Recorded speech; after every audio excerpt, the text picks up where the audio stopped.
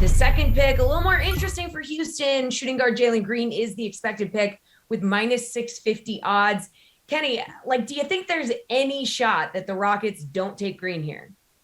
Sure. I mean, people have talked about Evan Mobley as a potential number one pick in a year where Cade Cunningham maybe wasn't in the draft, or maybe even, with Cade Cunningham in the draft. He's that good. He's that talented. And the Rockets need a big man. I think they want to just go best player available. That's probably Jalen Green, but they do have Kevin Porter Jr. and Jayshawn Tate, some, relatively young players that they brought in last year that they probably want to develop. I don't think it would be the craziest thing in the world if they took a big man here and one that's this talented when that's a huge void for them. But obviously the odds are the way they are because the bookmakers are not going to, the odds makers are not going to leave themselves vulnerable. But yeah, I think there's a chance. I think there's a reason why this isn't, minus 2,000. All right, Nick, what do you think? Any shot the Rockets don't take Green here? Do you agree with Kenny?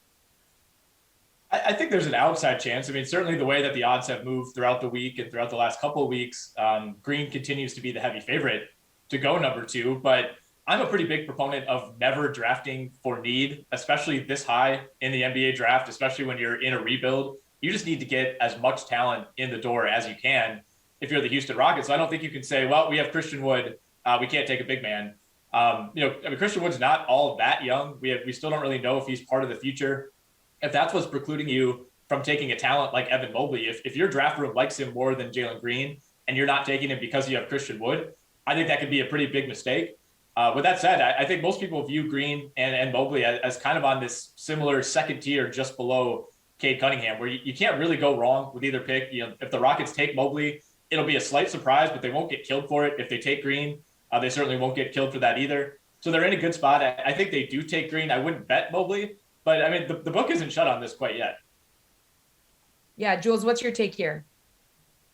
Yeah, I'm definitely not going to use they already have Christian Wood. They can't draft Mobley. Like Nick said, you 100%, when your franchise is a Pistons, Rockets, Cavs state, you're drafting the best player. That said, the odds are what they are for a reason. Jalen Green is the guy that the Rockets seem to be set on. I sure hope it's Jalen Green. I bet it at minus 300. You never feel good laying minus 300, but hey, look, now it's minus 650. They're good players. I'm not going to talk down Mobley, but it seems like this is the guy for Houston. He had great workouts with them. He was seen on was it the owner's plane? He was on somebody connected to the Rockets plane in Houston yesterday. So it's really just about the news that we're hearing and the way that the odds are trending. So it certainly seems like Houston is set on Jalen Green. And one other thing, everybody knows Mobley because they watch college basketball and Cunningham, and Green's kind of the lost guy here that people haven't seen in the G League. He's a really good player. He's a super athletic player. He deserves to be this high. It's not like they're reaching on an unknown Darko Milicic number 2 type of pick. So yeah, I would be pretty stunned if Green is not the pick at number 2.